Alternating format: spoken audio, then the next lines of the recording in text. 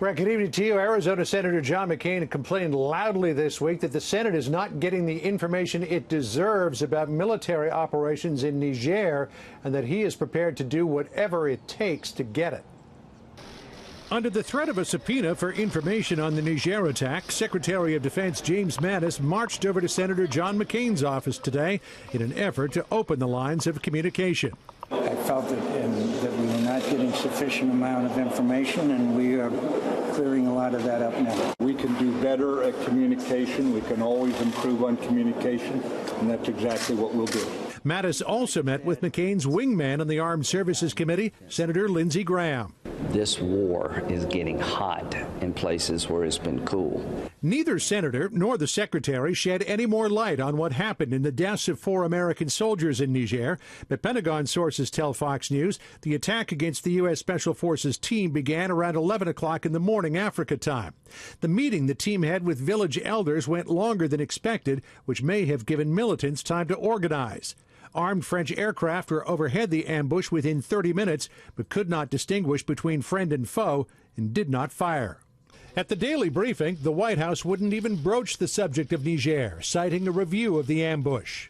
The president and the nation are grateful for those 4 American heroes, and we won't rest until we get some answers. The White House also modified its criticism of Democratic Congresswoman Frederica Wilson, who listened in on the president's conference call to the widow of Niger victim Sergeant LaDavid Johnson.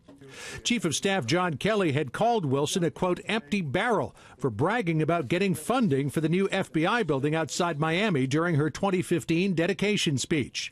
I went to the Speaker Boehner. A video of that speech shows Wilson didn't talk at all about funding, though she did brag about fast-tracking the naming of the building for 2 FBI agents killed in a 1986 bank robbery shootout. The president signed the bill into law this past Tuesday, April 7th, 2015, with a bang, bang, bang. As General Kelly pointed out, if you're able to make a sacred act like honoring American heroes all about yourself, you're an empty barrel.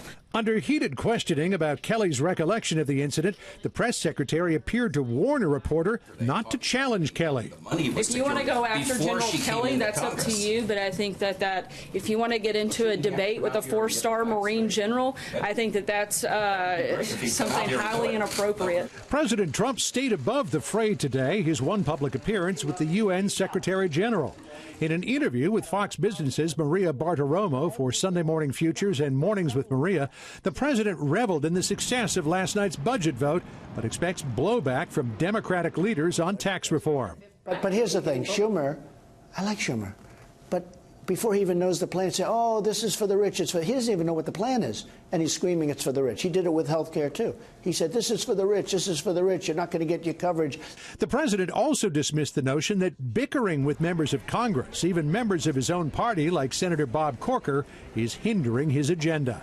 No, and sometimes it helps, to be honest with you. So we'll see what happens in the end. But I think actually sometimes it helps. Sometimes it gets people to do what they're supposed to be doing. And, you know, that's the way it is. On tax reform, the president today said that he does support another tax rate for the richest Americans. That would increase the number of tax brackets to 5, up from 3. But, Brett, the president says still better than the current 8. Back to you. John Roberts live on the North Lawn. John, thanks.